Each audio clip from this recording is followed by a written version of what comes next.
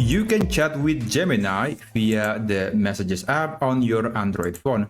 But before you can access this feature, there are a few things that you need to do. So step number 1, go to the Gemini app on your phone and then tap on your profile picture, go to apps, and under the communication section, you want to make sure that Gemini for messages is fully enabled. Make sure that this feature is enabled.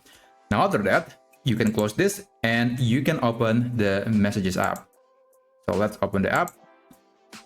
And basically, you'll see something that looks like this. And there is this Gemini icon that you could tap.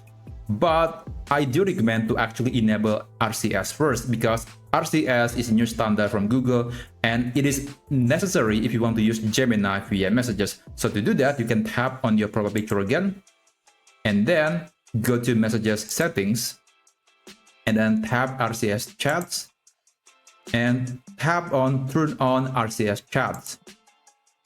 So after this, you might want to verify your number, and usually you have to provide your phone number, and it might take about 2 minutes for the feature to be enabled for your account. But basically after that, after the status is connected, you can go back to the home page and you can tap on this Gemini icon and you can start sending a message to Gemini. So for example, I want to ask Gemini, what is the latest AI news from NVIDIA?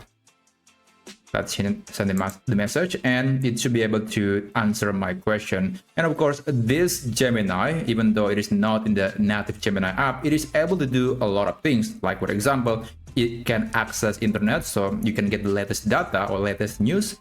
And it is also able to generate pictures.